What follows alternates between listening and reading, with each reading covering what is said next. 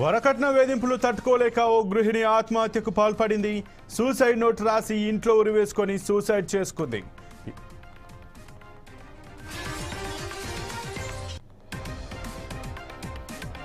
ఈ ఘటన KPHB police station పరిధిలోని బి కాలనీ 3వ ఫేజ్ ఎల్ఐజీలో చోటు చేసుకుంది. వరంగల్ జిల్లా ఖానాపురంకు చెందిన సౌజన్య భర్త రజనీకాంత్తో కలిసి గత కొన్ని సంవత్సరాలుగా కేపీహెచ్బీ కాలనీలో నివాసం ఉంటున్నారు. మంగళవారం మధ్యాహ్నం సౌజన్య ఇంట్లోని తన గదిలో ఉరివేసుకొని ఆత్మహత్యకు పాల్పడింది. సమాచారం అందుకున్న కేపీహెచ్బీ పోలీసులు సంఘటన స్థలానికి చేరుకొని వివరాలు సేకరించారు. ఆత్మహత్యకు ముందు సౌజన్య 3 పేజీల సూసైడ్ నోట్ రాసి ఆత్మహత్యకు పాల్పడింది. తన కూతురు ఆత్మహత్యకు కారణం భర్త, అత్త, మర్దిలే కారణమని సౌజన్య తల్లి పోలీసులకు ఫిర్యాదు చేసింది. అదేవిధంగా సౌజన్య రాసిన సూసైడ్ నోట్లోనూ అత్తారింటి వేధింపులు తట్టుకోలేకనే ఆత్మహత్యకు పాల్పడుతున్నట్టు రాసింది. సౌజన్యకు 2020లో రజనీకాంత్తో పెద్దలు కుదిర్చిన వివాహం జరిపించారు. వీరికి 3 ఏళ్ల కుమారుడు ఉన్నారు. ఇదిలా ఉండగా వివాహం అనంతరం కొన్ని రోజుల నుంచి భర్త రజనీకాంత్, అత్త మంజుల, మర్ది శ్రీకాంత్ రెడ్డిలు సౌజన్యను శారీరకంగా, మానసికంగా వేధింపులకు గురి చేస్తూ వచ్చారని సౌజన్య తల్లి ఆరోపించింది.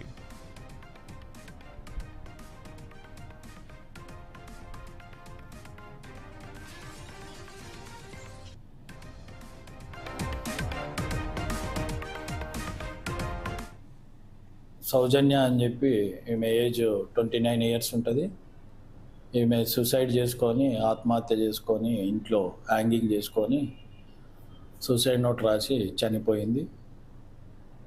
100 డేలు రాగా ఇమ్మీడియట్గా ఇన్స్పెక్టరు టీం అందరు కలిసిపోయారు. అప్పటికే వాళ్ళు పక్కింటి వాళ్ళు దించి బతుకుతుందేమో అని చెప్పేసి హాస్పిటల్ షిఫ్ట్ చేశారు. నిన్న నైట్ వాళ్ళు వరంగల్ నుంచి వాళ్ళ తల్లిదండ్రులు వచ్చారు. అనుపమ లక్ష్మి అని చెప్పి కంప్లైంట్ ఇచ్చింది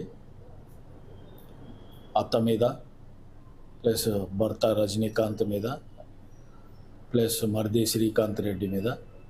304B మ్యారేజ్ అయ్యి 4 ఇయర్స్ అయింది కాబట్టి డౌరీ హరాస్మెంట్ ఉంది. గతంలో కూడా 4-5 సార్లు పెద్దల సమక్షంలో పంచాయతీ పెట్టుకున్నారు. వాళ్ళు కాంప్రమైజ్ అయ్యి మళ్ళీ సంసారం చేస్తారు. ఈ సంసారం చేసే భాగంలో భర్త, అత్త బాగా సతాయించడము, డౌరీ హరాస్మెంట్ చేయడము, కొట్టడము, తాళలేక ఆమె ఊరేసుకొని చనిపోయి సూసైడ్ నోట్ రాసింది. సూసైడ్ నోట్ సీజ్ చేసుకున్నాము. కేసు రిజిస్టర్ చేసి ఇన్వెస్టిగేషన్లో డెడ్ బాడీని గాంధీకి పంపించినాం. పోస్ట్ మార్టం చేసి ఇన్వెస్టిగేషన్ చేస్తాం.